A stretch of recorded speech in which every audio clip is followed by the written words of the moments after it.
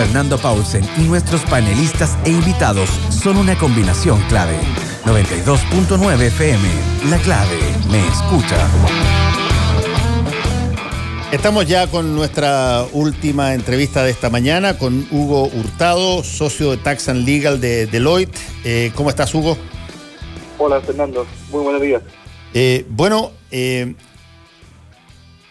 Ha habido toda una discusión, particularmente la última semana y esta semana. Yo creo que eso va a cambiar hoy día con la decisión de llevar el tercer retiro al Tribunal Constitucional, donde se va a focalizar mucho más ahí la noticia, pero hasta entonces estaba todo esto del impuesto a los superricos sobre si sirve, si no sirve, dónde, en qué países funciona, cómo funciona. ¿Por qué no nos cuentas un poquitito sobre esta medida que está todavía en proceso y que tiene algunas expresiones en distintas latitudes y cómo se ve acá? Sí, Fernando, mira, yo creo que hay que distinguir el tema técnico al tema político. Desde el punto de vista técnico, este impuesto a los super ricos es un impuesto que no ha tenido mucho éxito, principalmente debido a su fiscalización. Es de difícil fiscalización. Los bienes normalmente son bastante líquidos y movibles, salvo aquellos que se relacionan a los bienes raíces. Y si uno ve de los países de la OCDE que lo han tomado, la mayoría lo ha derogado. Está vigente solo en Suiza actualmente y en Noruega, pero con reducción importante. Estamos hablando en Noruega 0,85% del impuesto y del patrimonio, y en Suiza estamos hablando de un 0,05 o máximo 0,5% dependiendo del cantón. La mayoría de los otros países han decidido revisarlo y derogarlo por su efecto poco práctico. Sí, ahora convengamos una cosa, Hugo.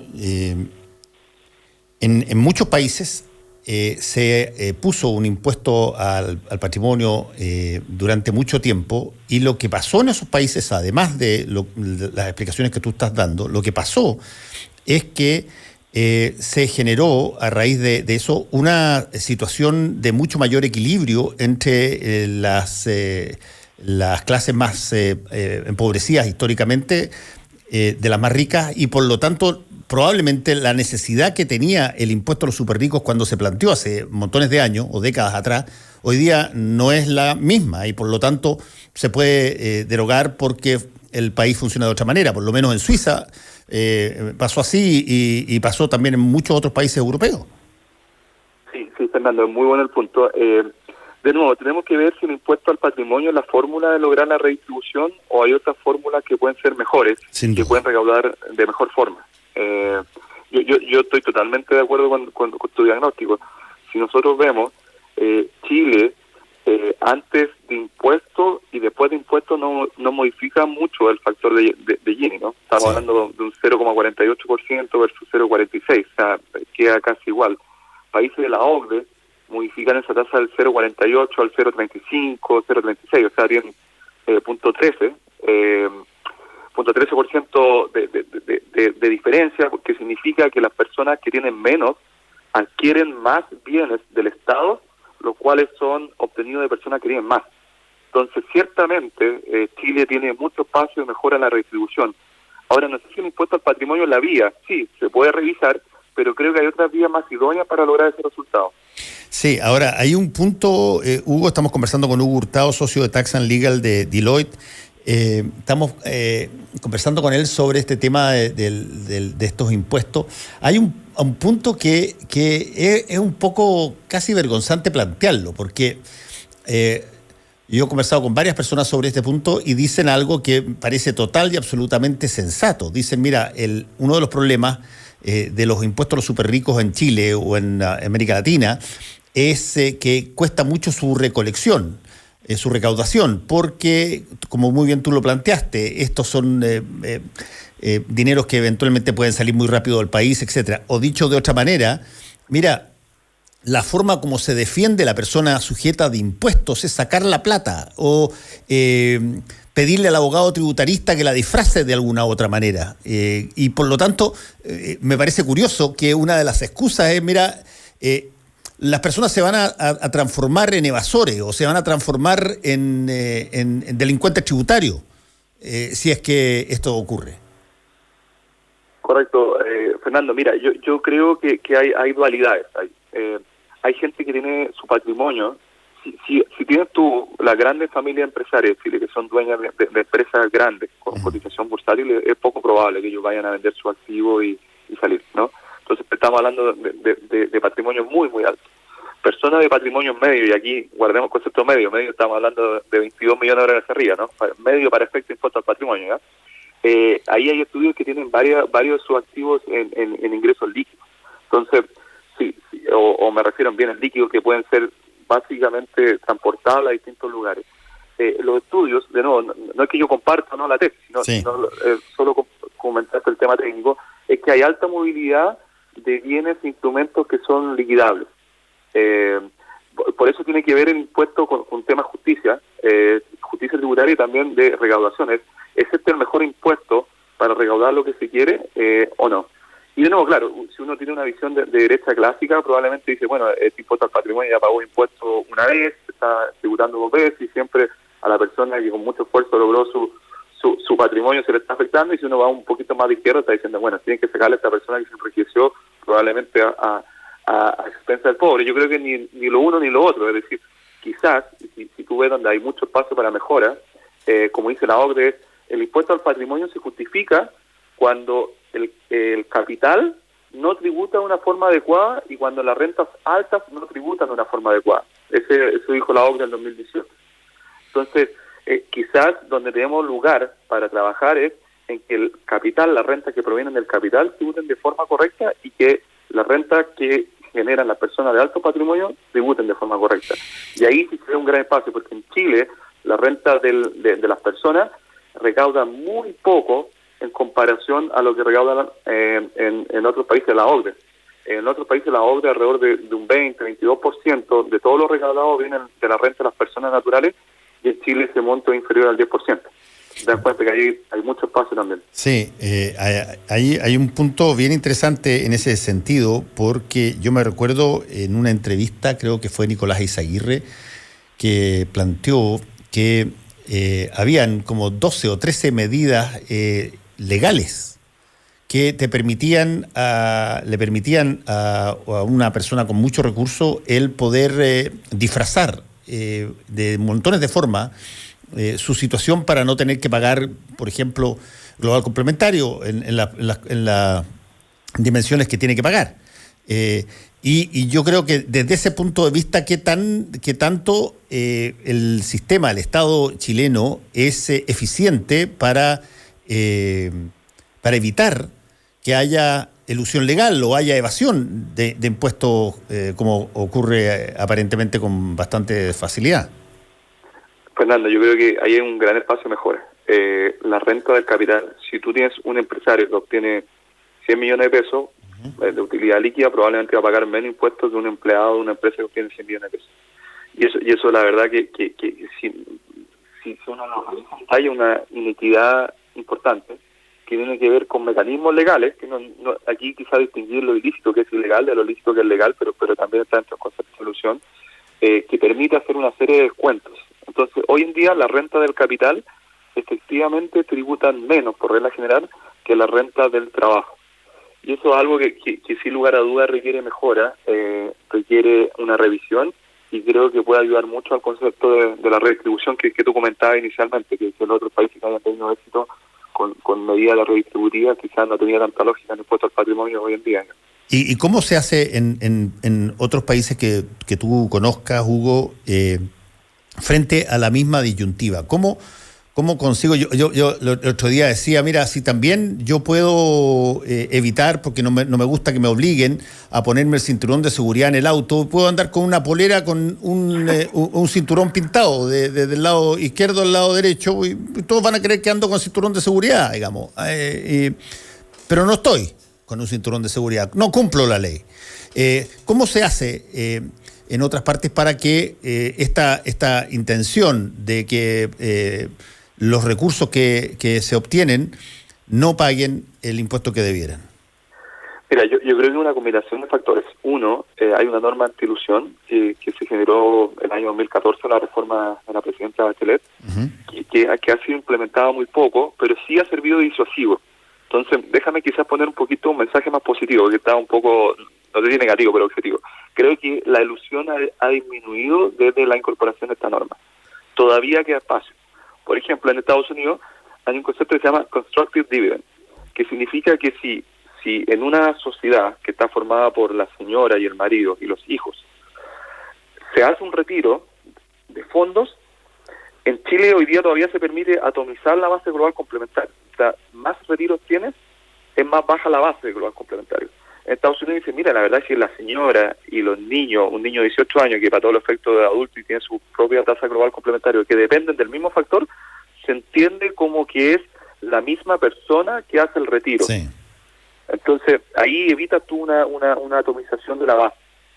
Hay varios ejemplos que yo creo que por tema de tiempo no nos da, pero es un ejemplo tangible de cómo uno podría tratar de igualar la renta del capital con la renta del trabajo. Como también en Estados Unidos existe esta idea de que las personas y las empresas, digamos, las personas a través de las empresas también pagan impuesto por la utilidad vengada, no por la utilidad repartida. Lo que nosotros tuvimos en un momento dado con la lógica del food, digamos, donde si es que tú no dabas dividendo, no pagabas por ello.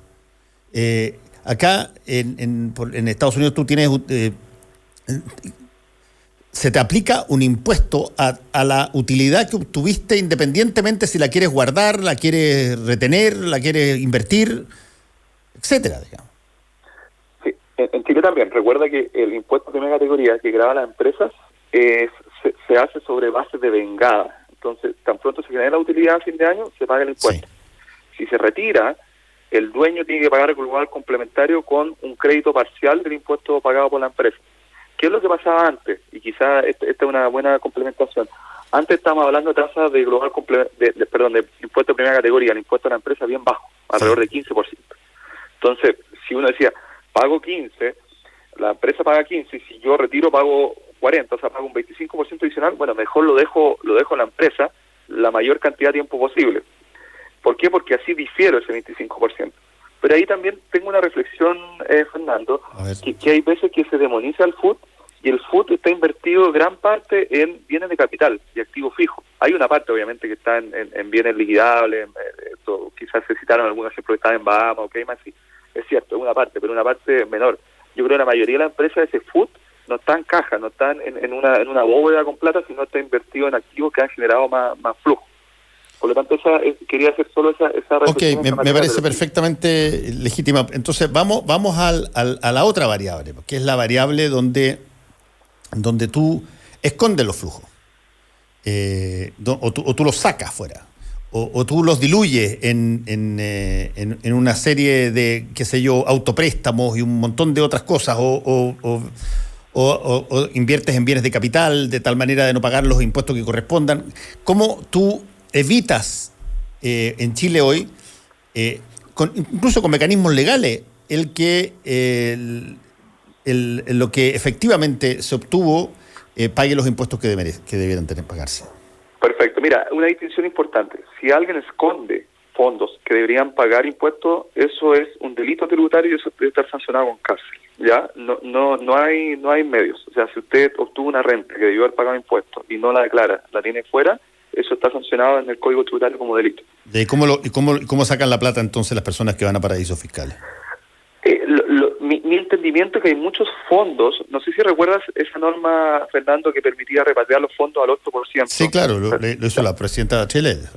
Exactamente, bueno, había muchos fondos que quedaron ahí, que fueron heredados, también bonos de ejecutivos que trabajaban en el extranjero que quedaron afuera, y la verdad, más que una salida, eran plata que principalmente nunca entraron, ¿ya? Por lo que a mí me tocó asesorar, yo en ese caso recuerdo el número, asesoré a 52 clientes que estaban en situación de ese tipo, y eran herencias que tenían en el exterior, eran bonos que habían sido pagados en su momento cuando vivían afuera, que no tenían los respaldos, tenían una serie de situaciones que esa norma del 8% permitió básicamente regularizar.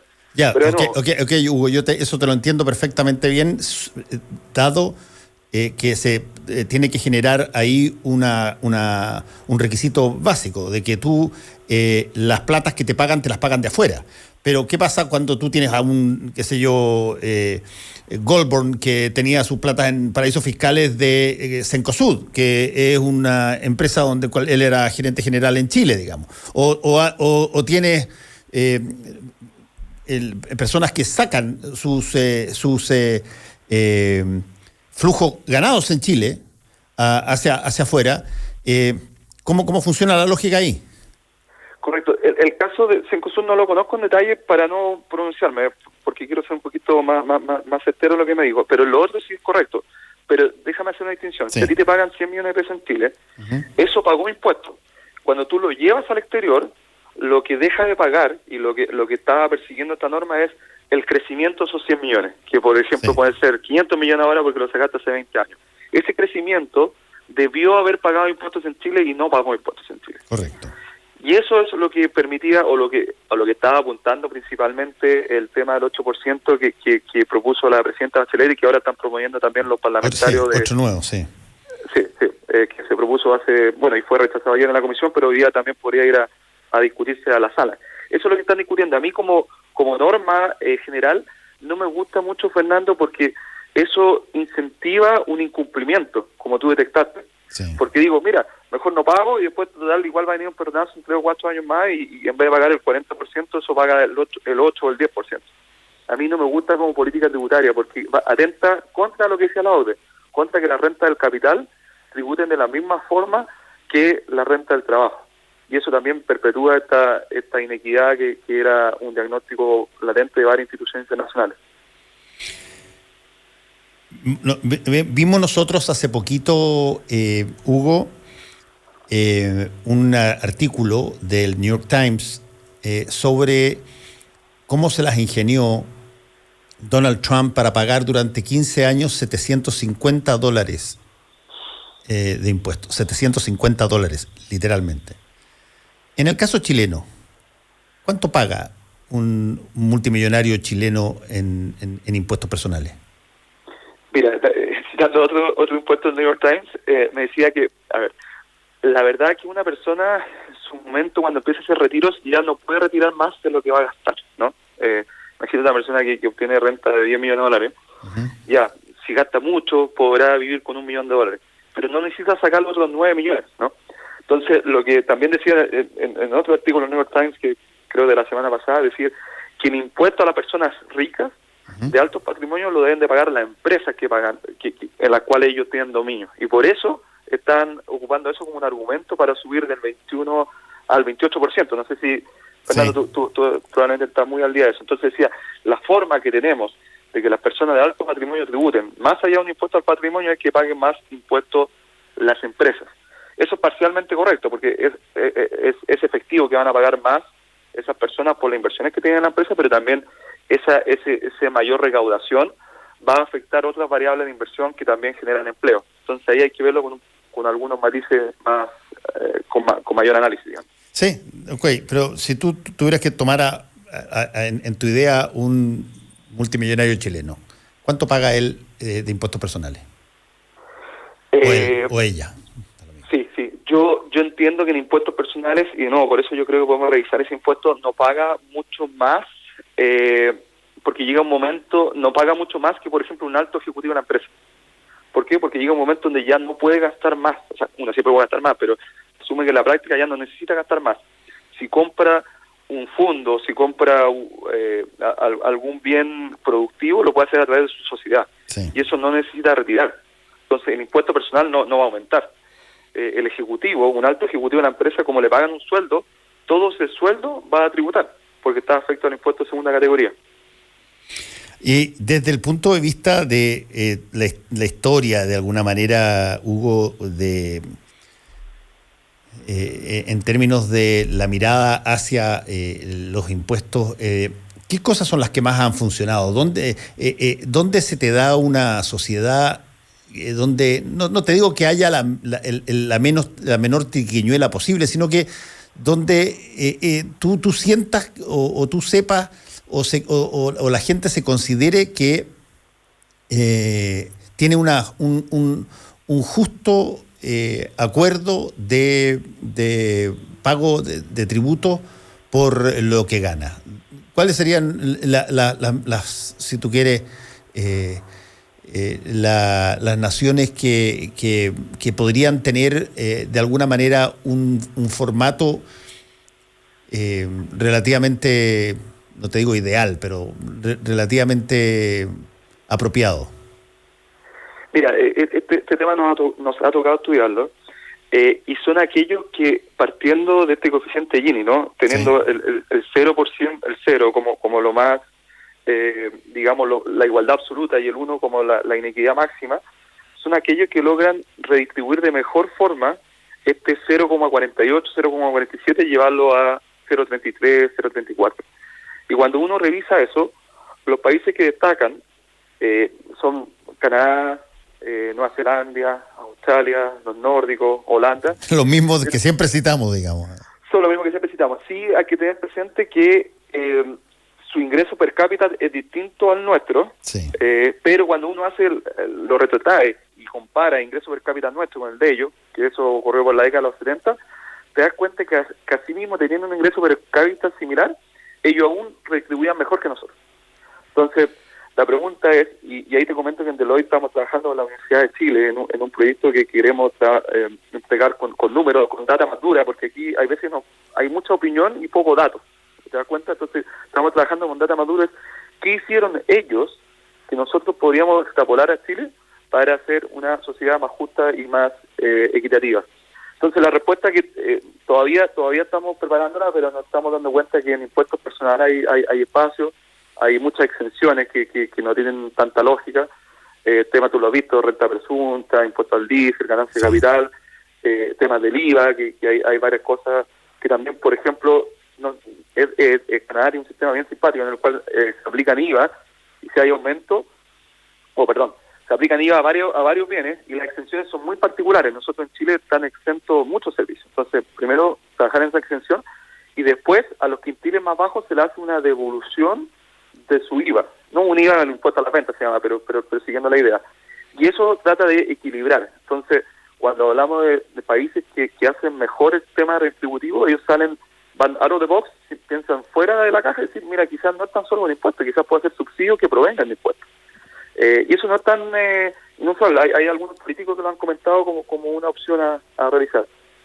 Sí, tú mencionaste ahí el IVA, que siempre se ha dicho que el IVA es uno de esos impuestos donde, claro, por cierto, la gente que consume, que tiene muchos recursos, paga IVA probablemente mucho más amplio, proporcionalmente, no digo proporcionalmente a sus ingresos, pero digo en términos absolutos los montos, y que por lo tanto hay una serie de cosas que cada cierto tiempo se cuestionan de que debieran tener IVA, y el argumento que se usa es que puede ser de que haya gente de menores recursos que no compre esas cosas, pero las personas que compran esas cosas y que tienen muchos recursos aportan a través del IVA a la tasa, al pool de impuestos que existe. Y desde ese punto de vista,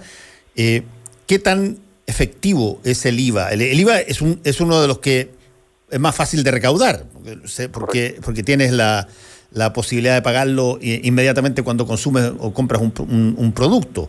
Pero ¿cómo se dan las situaciones asociadas al IVA respecto de lo que le significa a una familia de bajos recursos versus una familia de altos recursos? Sí, mira, ahí la verdad que, de nuevo, te doy el mismo ejemplo antes. Una persona de muy alto recurso, a pesar que gane más, ya no va a seguir consumiendo más bienes con IVA. O sea, llega al punto donde por mucho patrimonio que tú tengas, no vas a consumir más bienes. La persona de bajos recursos destina gran cantidad de sus recursos a financiar necesidades básicas que están afectadas a IVA. Entonces, cualquier aumento en la tasa del impuesto tiene un efecto regresivo. Si tú te acuerdas que hace unos 7 u 8 meses estaba discutiendo también de aumentar el IVA, porque era fácil. 1% son 900 o 1.000 millones de dólares. Fácil. La gente no se da cuenta, pero imagínate cuán regresivo es. Sin embargo, si uno empieza a hacer los análisis que ya hicieron estos países que te comentaba, te das cuenta que quizás podrías aumentarlo o bien eliminar algunas exenciones que hoy no se justifican y que esos fondos se destinen a otorgar un subsidio, a otorgar un beneficio a aquellas personas que sufren el IVA en forma regresiva, que son las de los quintiles más bajos. Sin lugar a dudas, el IVA afecta mucho más a personas de menos recursos y a personas de más recursos, a pesar que la persona de más recursos compre más bienes.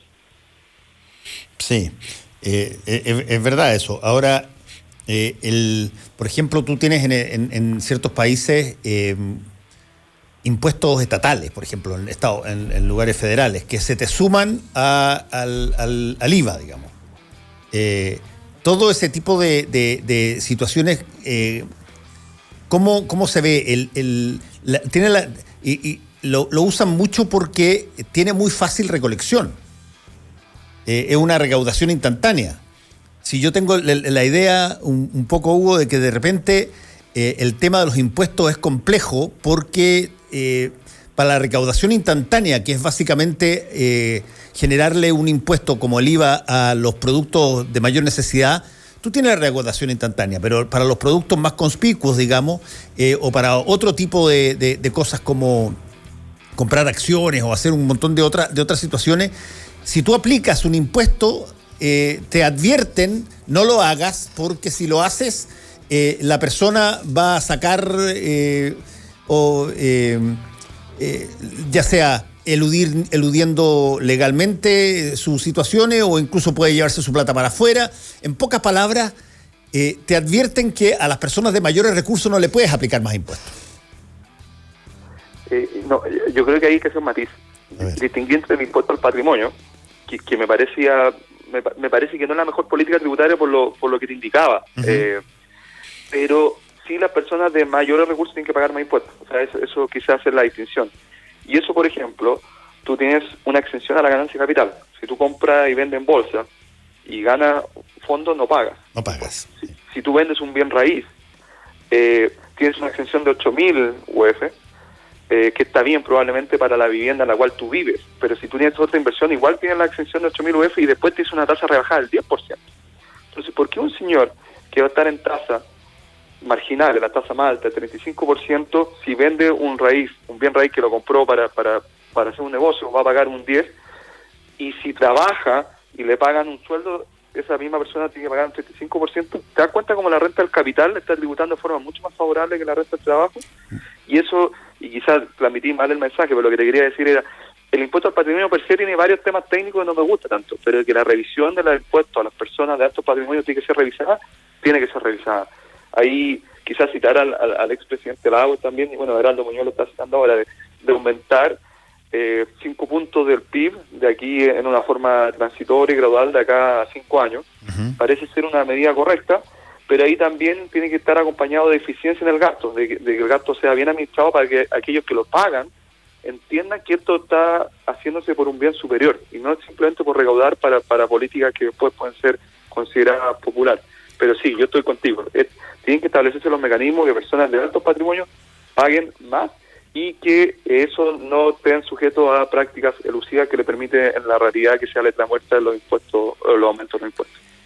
Hugo Hurtado, socio de Tax and Legal de Deloitte, muchas gracias por este contacto con Combinación Clave, Hugo. Que te vaya muy bien, cuídate. Muchas gracias, Fernando, un gusto. Chao. Que tenga muy buen día. Gracias. Y a todos ustedes, pásenlo bien, cuídense. Queremos estar con ustedes mañana. Chao. Combinación Clave. Opinión y análisis de las noticias de la jornada. Quédate con nosotros. En minutos nos movemos al espacio indicado para la innovación, las ideas